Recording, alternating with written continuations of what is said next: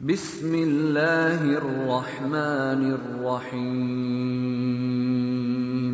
اچھا، اس میں ابھی آپ نے تیاری کی بات کی تو ہم تو بیسیکلی اس میں پاکستان میں بیٹھے نا، تو یہاں پہ میرے ذہن میں غزوہ ہند کا بھی آتا ہے کہ چونکہ ہم تو غزوہ ہند کے پلیٹ فارم پہ بیٹھے ہوئے ہیں جی بالکل، پاکستان کے خلاف اس وقت آپ کو پتا ہے فورسز جو ہیں وہ گھیرا تنگ کر رہی ہیں، اور جنت کی بشارت بھی ہے ہمیں، ظاہر ہے ٹکٹ ہاں حضرت امام مہدی کے لشکر کو بھی ہے، اور یہ یہاں ہندوستان سے خلاف پاکستان جو ہے وہ نیچرلی ایک سرزمین ہے جو کہ وہ حضور صلی اللہ علیہ وسلم کے دور کے حساب سے خراسان کی زمین آتی ہے نا، شاید وہ تقریباً 90% خراسان کا علاقہ افغانستان میں ہے، اور باقی کچھ ایران میں ہے، کچھ پاکستان میں ہے۔ صحیح تو اب اس حساب سے غزوہ ہند کا بھی پلیٹ فارم بالکل تیار ہے، اس کے بارے میں بھی تھوڑا سا بتائیں صاحب۔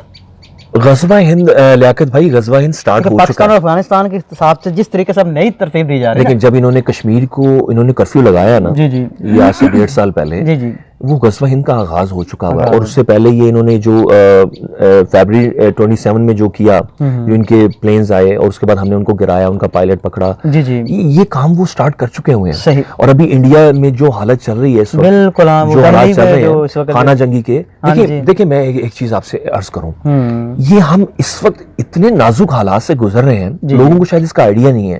ایک ہلچل ہے، پوری دنیا میں ہلچل ہے، امریکہ لے لیں، ہاں افراتفری پڑی ہوئی ہے، آپ ایران لے لیں، آپ سعودی عرب لے لیں، آپ مصر لے لیں، مصر کے حالات بڑے سخت خراب ہیں۔ مصر کے اوپر ایک آرٹیکل آیا پچھلے دنوں، اس آرٹیکل میں وہ صحافی، وہ بڑے ان کو انعام بھی ملا ان کی کارکردگی کی وجہ سے، اس صحافی کو، بڑے اچھے صحافی ہیں، انہوں نے ایک پورا آرٹیکل لکھا ہے کہ افغانستان یا جو مصر ہے، مصر جو ہے نا اس وقت ایک ڈیڈ اینڈ کی طرف ہے، آگے اس کا کوئی رستہ نہیں ہے۔ جو اس طرف جو اس کی رجیم ہے نا، جو اس کی ڈکٹیٹرشپ ہے، جو کہ پپٹ ہے زائنسٹ کا، جو سی بیٹھا ہوا ہے اس وقت، وہ جس طرف لے کے جا رہا ہے نا، وہ ایک ڈیڈ اینڈ کی طرف ہے، آگے کوئی رستہ نہیں ہے مصر کے پاس، مصر کولیپس ہونے والا ہے۔ اور مصر کے جو حالات ہیں، وہ میڈیا بڑا کنٹرول میڈیا وہاں پہ، جس طرح جعلی میڈیا، انہوں نے کوئی نکل ہی نہیں دیتے۔ اگر آپ مصر کے حالات دیکھ لیں، اور مصر کے اوپر بھی ہمیں حدیث ملتی ہے، صحیح مسلم کی حدیث ہے، مصر کی بھی تباہی کا ذکر ہے اس میں۔ مصر پہ جو انہوں نے مورسی کو جو انہوں نے ہٹایا نا، اور اس کے بعد جو یہودیوں نے قبضہ کر لیا مصر کے اوپر، وہ بھی مصر کی تباہی ہے۔ اب اس وقت اگر آپ مصر کے حالات دیکھ لیں، وہ آرٹیکل ہم کوشش کرتے ہیں، ہم ساتھ میرے خیال چلا دیتے ہیں، لوگ اس کو پڑھ لیں گے، دیکھ لیں گے کہ اس میں کتنے سینسیٹیو انداز میں انہوں نے بتایا ہوا ہے کہ آگے حالات مصر کے بڑے خراب ہیں، تباہی کے دہانے پہ کھڑا ہوا مصر بھی اس وقت، جس طرح یمن، سیریا اور یہ جو عراق تباہی کے دہانے میں، اس طرح مصر بھی تباہی کے دہانے پہ، یہ فلسطین تباہی کے دہانے پہ ہے، کشمیر تباہی کے دہانے پہ ہے، اوورآل خطہ پورا کا پورا ڈسٹرب، پوری دنیا میں ہلچل مچی ہوئی ہے۔ اب ہم کبوتر کو اٹھا رہے ہیں کہ بھی آنکھیں کھول لو، آگے معاملات ملامت الکبریٰ آنکھ بالکل سر پہ کھڑی ہے۔ اور اس حدیث میں ہم واپس آتے ہیں، بات بہت لمبی ہو گئی ہے، بیت المقدس کی آبادی، ٹھیک ہے، یہ ایک انتہائی یونیک فیز ہے، ٹھیک ہے، یہودیوں پہ ہی آیا ہے 1950 سال بعد، ٹھیک ہے، یروشلم کو جب کیپٹل بنا دیا یہودیوں کا، ٹھیک ہے، یہ ہے بیت المقدس کی آبادی، اور اس کے بعد ایگزیکٹلی 3 سال بعد مدینہ کی ویرانی ہو جاتی ہے۔ میں مدینہ کی ویرانی پہ ایک بات یہاں پہ میں عرض کرنا چاہوں گا، یہ ایک حدیث ہم نے پہلے بھی کوٹ کی تھی، لیکن مدینہ کو WHO نے ریسنٹلی خوشگوار ترین شہر ڈکلیئر کیا پوری دنیا میں، ٹھیک ہے، کیسی بات ہے۔ اور اس کے اوپر حدیث دیکھیں، اس کے اوپر حدیث ہے، مسند احمد کی حدیث ہے، رسول اللہ صلی اللہ علیہ وسلم نے فرمایا، اس حدیث کا مفہوم ہے، لوگ مدینہ کو چھوڑ جائیں گے حالانکہ یہ ہر لحاظ سے خوشگوار ہوگا۔ آپ اس پہ غور کریں، اس کے لفظ پہ غور کریں، اس حدیث کے، کہ حالانکہ وہ ہر لحاظ سے، یعنی کہ اس کا کیا مطلب ہے؟ نبی پاک صلی اللہ علیہ وسلم پہلے بتا رہے ہیں کہ لوگ چھوڑ جائیں گے حالانکہ خوشگوار ہوگا، یعنی کہ اس کو لوگ، یعنی کہ جو وبا کی وجہ سے چھوڑا نا، جس طرح وبا آئی اور لوگ گھبرا گئے، لوگوں کا روزگار ختم ہو گیا تو وہاں سے نکلے، اور اس کے ساتھ اللہ کے رسول صلی اللہ علیہ وسلم نے وہ میچ کی بات کہ لوگ چھوڑ دیں گے حالانکہ یہ تو خوشگوار ہوگا، بالکل، اور آسودہ زندگی والا ہوگا، سبحان اللہ، ٹھیک ہے، اور اس کے پھل پکے ہوئے ہوں گے، لیکن یہ چھوڑ دیں گے۔ تو صحابہ نے پوچھا پھل کون کھائیں گے؟ اللہ صلی اللہ علیہ وسلم نے فرمایا کہ درندے اور پرندے کھائیں گے۔ اس پہ ہم نے ایک اور حدیث کوٹ کی تھی، وہ موطا امام مالک کی حدیث تھی، جس میں رسول اللہ صلی اللہ علیہ وسلم نے فرمایا تھا، جس کا مفہوم تھا کہ کتا پلر پہ پیشاب کرے گا، مدینہ ویران ہو جائے گا، کتا پلر پہ پیشاب کرے گا، اور اس کے پھل پرندے اور درندے کھائیں گے۔ وہ ہم نے ویڈیو بھی چلائی، کتے کا پیشاب کرنے والی ویڈیو چلائی ہم نے پلر پہ، اور اس کے علاوہ ہم نے وہ ایک اور حدیث بیان کی ساتھ، وہ بھی مسند احمد کی تھی، جس میں نبی کریم صلی اللہ علیہ وسلم نے فرمایا کہ مدینہ ویران ہو جائے گا، لوگ اس سے نقل مکانی کر کے چلے جائیں گے۔ اس میں بات ساتھ ملا دی کہ پھر دجال آئے گا، یعنی کہ دجال والا ایرا، وہ ایرا اللہ کے رسول صلی اللہ علیہ وسلم نے بتا دیا کہ ہم نے دیکھیں، ہم اب اس ایرا میں اگر آ گئے ہیں نا تو ابھی بھی ہم غور و فکر نہ کریں۔ دیکھیں 100 سال پہلے یا 200 سال پہلے یا 300 سال پہلے وہ ایرا نہیں تھا، اس وقت کچھ بھی نہیں تھا، نہ وہ ٹیکنالوجی تھی، نہ وہ باتیں تھیں، کسی قسم کی کوئی نشانی بڑی ظاہر نہیں ہو رہی۔ دجال کا ٹیکنالوجی کے ساتھ چولی دامن کا ساتھ ہے، ٹھیک ہے۔ دجال نے جو ٹیکنالوجی، اب میں دجال کے اوپر کام کر رہا ہوں تو ایسی چیزیں مل رہی ہیں کہ میں حیران ہو رہا ہوں۔ ابھی انشاءاللہ تعالی ہم ایک ایپیسوڈ بنائیں گے دجال کے اوپر انشاءاللہ، اس میں بتائیں گے وہ کس طرح ٹیکنالوجیز کا استعمال کرے گا۔ شیطانی قوتیں تو ہوں گی، پلس اس کے پاس یہ زائنسٹ کی قوتیں۔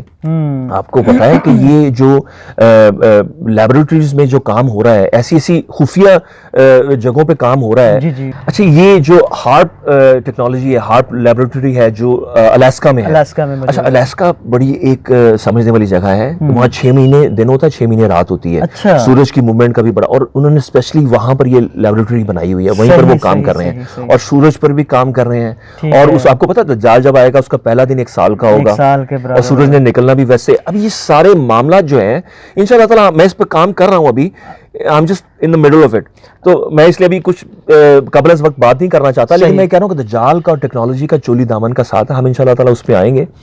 تو ہم ابھی اپنے بلکہ یہ تو کر رہے ہیں نا وہ کہ اس کی نا وہ میگنیٹ جو پاورز ہے اس کو کمزور کرنے کی، وہ بھی میں نے پڑھا تھا آرٹیکل، یہ سارا کام ہو رہا ہے ٹیکنالوجی کے اوپر، یہ جس کے ذریعے سے وہ روکنے کی کوشش کر رہے ہیں، زمین کی جو نا کشش کو روکنے کی کوشش کر رہے ہیں تاکہ موومنٹ رک جائے، اور وہ تو سارا کوئی اس کا مطلب ہے جی ہم نے جس طرح ہم نے جتنی سارے معاملات کو میچ کیا نا، یہ سارے معاملات جو ہے نا دجال کی طرف ہی فنش ہو رہے ہیں۔ اب یہ مدینہ کی ویرانی کے ساتھ نبی پاک صلی اللہ علیہ وسلم نے دجال کہہ رہا بتایا کہ پھر دجال آئے گا لیکن انٹر نہیں ہو سکے گا کیونکہ فرشتے جو ہیں اس کو انٹر نہیں ہونے دیں گے مدینہ میں۔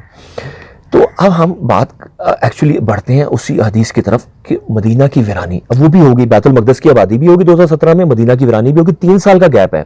اگر ہم اسی چین آف ایونٹس کے اگر 3 سال کے گیپ کو اگر ہم 3 سال کے گیپ کے ساتھ 5 پوائنٹس کو رکھیں نا، تو آپ اس نتیجے پہ پہنچتے ہیں۔ دیکھیں ہم نے غور و فکر کرنا ہے نا، ہونا وہی ہے جو اللہ چاہتا ہے، ہم صرف غور کر رہے ہیں، ہمارے فائنل ورڈز نہیں ہے، ہم تو صرف ایک کوشش کر رہے ہیں اپنی استطاعت کے مطابق۔ دیکھیں میں تو صرف ایک اسٹوڈنٹ ہوں، میں آئی ایم نو ون، میری بات کی 0 ویلیو ہے، ٹھیک ہے، لیکن میں احادیث کی ویلی تو ہے نا۔ ہم نے جتنے بھی ایپیسوڈ کیے ہیں ہم نے الحمدللہ احادیث کی روشنی میں کیے ہیں۔ اگر ہم اس میں کوئی اللہ معاف کرے کوئی غلط بھی اگر ہم کوئی چیز اخذ کر لیتے ہیں تو اللہ تعالیٰ کہ ہم معافی ہے ہماری، کیونکہ ہم کو نیت ہماری خراب نہیں ہے، ہم اپنے پیارے رسول صلی اللہ علیہ وسلم کی مبارک احادیث کو ہم حالات حاضرہ کے ساتھ میچ کر رہے ہیں اور نیوٹرل ہو کے کر رہے ہیں، ہم کوئی بائس ہو کے یہ کام نہیں کر رہے یار میں چاہتا ہوں کہ ایسا ہو جائے، ایسی بات نہیں ہے۔ دیکھیں میں تو چاہتا ہوں کہ ہمیں عافیت ملے، میں تو چاہتا ہوں کہ ہم پہ کوئی جنگ مسلط نہ ہو، میں تو چاہتا ہوں کہ دنیا آخرت میں ہمیں عافیت ملے، میں تو یہ چاہتا ہوں، میں تو اپنے بچوں کی اور اپنی فیملی کی اور اپنے دوست احباب جتنی فیملی ہم تو ان کے لیے عافیت چاہتے ہیں، میں کیوں جنگیں چاہوں گا؟ لیکن مجھے نظر نہیں آ رہا کہ یمن میں کیا ہو رہا ہے، مجھے نظر نہیں آ رہا شام میں کیا ہو رہا ہے، مجھے نظر نہیں آ رہا عراق میں کیا ہو رہا ہے، مجھے نظر نہیں آ رہا کہ کشمیر ایک ڈیڈ اینڈ کی طرف کھڑا ہے، مجھے نظر نہیں آ رہا ہے فلسطین ایک ڈیڈ اینڈ کی طرف کھڑا ہے، مجھے نظر نہیں آ رہا کہ زائنسٹ کی کیا پلاننگ ہے، مجھے نظر نہیں آ رہا یہ سب کیا ہو رہا ہے۔ تو حالات کو بھی تو دیکھنا ہے نا، ایک تو ہے اپنی چاہ کیا ہے، ایک ہے حالات کیا کہہ رہے ہیں، تو اس لیے ہم نیوٹرل ہو کے یہ سارے معاملات کا تجزیہ کر رہے ہیں کہ یہ رضوان نہیں چاہ رہا ہے یہ سب کچھ، میں مسلط نہیں کرنا چاہ رہا ہوں کچھ، یہ لیاقت بھائی نہیں چاہ رہے ہیں، ہم مسلط کرونا ہم نہیں لائے ہیں، ٹھیک ہے، یہ سب نشانیاں ہمیں بتا رہی ہیں کہ ہم اینڈ آف ٹائمز میں داخل ہو چکے ہیں۔ بلکہ یہ تو ہمارے غور و فکر کرنے کے لیے وہ جو پلان کر کے، وہی بات ہے کبوتر کی بات ہے کہ نا کہ ہمیں آنکھیں کھولیں گے تو ہمیں ان کے منصوبوں کا پتہ چلے گا نا۔ اللہ اکبر۔ میں آپ کو ایک چیز بتاؤں لیاقت بھائی، ہم نے ایک چیز پچھلے ایپیسوڈ میں ڈسکس کی کہ شام کی ذمہ داری اللہ نے نبی پاک صلی اللہ علیہ وسلم کو دی ہے، یہ حدیث کے الفاظ ہیں، یہ میرے الفاظ نہیں ہے، بالکل ایسے میں زیرو ہوں، حدیث کہہ رہی ہے کہ رسول اللہ صلی اللہ علیہ وسلم فرما رہے ہیں کہ شام کی ذمہ داری اللہ نے نبی پاک صلی اللہ علیہ وسلم کو دی ہے، یہ صحیح حدیث ہے۔ اب شام کی ذمہ داری، اب شام اس وقت تباہ ہو رہا ہے، شام میں اس وقت تباہی ہے، شام کو اس وقت مدد کی ضرورت ہے ارجنٹ بیسس پہ۔ یمن کو، اچھا یمن کی آپ کو چیز میں بتا دوں، یمن میں حضرت محمد صلی اللہ علیہ وسلم نے حضرت معاذ رضی اللہ عنہ کو یمن میں بنا کے بھیجا. میں آپ کو حدیث بتاتا ہوں. نبی کریم صلی اللہ علیہ وسلم نے جب حضرت معاذ رضی اللہ عنہ کو جب یمن میں بھیجا تو آپ صلی اللہ علیہ وسلم نے ان کو فرمایا اچھا یمن کا تعلق ذرا سمجھیے گا. سبحان اللہ. نبی پاک نے فرمایا کہ مظلوم کی بد دعا سے ڈرتے رہنا. سبحان اللہ. اس کی بد دعا اور اللہ کے درمیان کوئی پردہ نہیں ہوتا. یہ صحیح بخاری کی حدیث ہے. یعنی کہ یمنی لوگوں کی سبحان اللہ اکبر. میں آپ کو اس حدیث کو میں ایک اور حدیث کے ساتھ ملاتا ہوں. رسول اللہ صلی اللہ علیہ وسلم نے فرمایا اہل یمن نرم دل ہیں اور ایمان یمنی ہے. سبحان اللہ. سبحان اللہ. ٹھیک ہے, یہ ترمذی کی صحیح حدیث ہے. یعنی کہ ان کے ایمان کی تعریف کی اور ان کے نرم دل ہونے کی بات کی, اور اس حدیث کو ملائیں آپ صحیح بخاری کی حدیث کے ساتھ. حضرت معاذ کو فرما رہے ہیں کہ مظلوم کی بد دعا سے بچنا, یمن بھیجتے ہوئے فرما رہے ہیں, اور کسی جگہ کے لیے یہ بات نہیں ہے, اسپیشلی یمن بھیجتے ہوئے یہ فرما رہے ہیں. اس کا مطلب ہے یمن کے لوگوں کی بد دعا نہ لینا. تو اب ایم بی ایس نے یمن کے لوگوں کی بد دعا لی ہے تو وہ کیسے بچ سکتا ہے؟ اللہ اکبر. آپ دیکھیں کہ ایم بی ایس نے کیا کیا. آپ تھوڑا تدبر تو کریں, تھوڑا ریسرچ تو کریں کہ یمن کے ساتھ کیا ہو رہا ہے اس وقت. بہت ہم نے اپنے شاید پہلے ایپیسوڈ میں جو حضرت امام مہدی کا پہلا ایپیسوڈ تھا اس میں ہم نے بتایا تھا کہ یو این کی رپورٹ, ہم نے یو این کا جو جنرل سیکرٹری ہیں انہوں نے بتایا کہ یعنی کہ ہنگامی بنیادوں پر یمن کو اس وقت ہیلپ کی ضرورت ہے. بالکل, وہ کہاں سے مر رہے ہیں. اللہ اکبر. تو ہنگامی بنیادوں پر اگر آپ ہنگامی بنیادوں پر مدد نہیں کریں گے, اتنا بڑا ہیومن کرائسس اس وقت کھڑا ہے. میں کہتا ہوں کہ یہ کشتی ڈوب رہی ہے, اس کو سیلر کی فوری طور پہ ضرورت ہے. لوگ کہتے ہیں نہیں کہ آپ کہتے ہیں کہ امام مہدی, میں کہتا ہوں کہ ہمیں آج ابھی اسی وقت ہم دعا کرتے ہیں کہ امام مہدی آ جائیں, کیونکہ کشتی ڈوب رہی ہے, ہمیں تو نظر آ رہا ہے نا. دیکھیں اب جو بندہ بھی تھوڑا سا تڑپ رکھے گا مسلم دنیا کی تو اس کو نظر آ رہا ہے کہ یہ کشتی ڈوب رہی ہے, اس کو فوری طور پہ ہمیں سیلر کی ضرورت ہے. ٹھیک ہے, اب 2023 بھی بہت دور ہے لیاقت بھائی, 2023 is too far away. ہمیں یمن کو فوری طور پہ بچانا ہے, ہمیں شام کو فوری طور پہ بچانا ہے. تو یہ ہمیں یہ سب چیزیں احادیث میں بتاتی ہیں. بات سے ایک چیز کلیئر ہو رہی ہے کہ انسیڈنٹ سارے کے سارے کمپائل ہو رہے ہیں. اب انسیڈنٹ سارے کے سارے یہ آپ کو بتا رہے ہیں کہ آپ اس فیز پہ پہنچ گئے ہیں. ایک نقطہ اینڈ پوائنٹ پہ جا رہے ہیں جہاں پہ اللہ تعالیٰ اپنے بندوں کو جو اس وقت ظلم برداشت کر رہے ہیں. میں لیاقت بھائی اللہ کی غیرت جو ہے اس وقت جوش میں آنے لگی. میں زیادہ بڑی بات نہیں کرنا چاہتا, میں صرف بڑی عاجزی سے میں صرف یہ بات کرنا چاہتا ہوں کہ اگر حضرت امام مہدی نے اب نہیں آنا نا تو کب آنا ہے. بالکل ایسے میرا کوشچن یہ ہے. دیکھیں سارے معاملات تو پورے ہو گئے ہیں حدیث کی طرف. بہرحال ہم چلتے ہیں. ہم نے کافی چیزیں ڈسکس کی ہیں. میں اب اس ملمت الکبریٰ پہ آتا ہوں. دیکھیں صحیح, بیت المقدس ہو گیا 2017, 2020 مدینہ کی ویرانی ہوگی. اگر آپ تھوڑی سی بھی عقل رکھتے ہیں, تھوڑا سا بھی فہم رکھتے ہیں, تھوڑے سے بھی سینسیبل ہیں, تو آپ کو معاملات کی سینسٹیوٹی سمجھنی پڑے گی. اگر اسی حساب سے دیکھیں تو 2023 میں ملمت الکبریٰ سر پہ کھڑی ہے. بالکل ایسے. تو اگر آپ تھوڑا سا نیوٹرل ہو جائیں کہ یہ میں کوئی خیالی بات نہیں کر رہا ہوں, آپ دیکھیں تو صحیح دنیا کے حالات کیا ہیں. ہر چیز سمٹ رہی ہے. آپ دیکھیں تو صحیح ترکی جو خلافت عثمانیہ بھی سر پہ کھڑی ہے. یہ بھی معاملات ملائے نا. کیا زائنسٹ بنانے دیں گے خلافت عثمانیہ؟ ترکی پہ بھی ایک پریشر پڑا ہوا ہے اور ان کو پتا ہے کہ انہوں نے قسطنطنیہ کی فتح بھی ہمیں ایک ملتا ہے اس کا پوائنٹ. ملمت الکبریٰ کے بعد جو اگلا فیز ہے وہ قسطنطنیہ کی فتح ہے.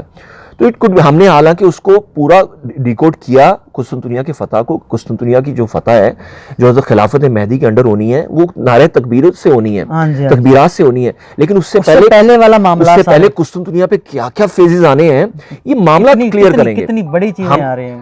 ہم اس وقت ہم دیکھیں لیاقت بھائی, ہم اس کو ایک حد تک ڈیکوڈ کر سکتے ہیں. لیکن جب ہم اس فیز میں داخل ہوں گے نا 2023 سے 2026 کے درمیان کے جو 3 سال ہیں وہ معاملات کو مزید کلیریفائی کریں گے کہ کیا کیا ہونا ہے.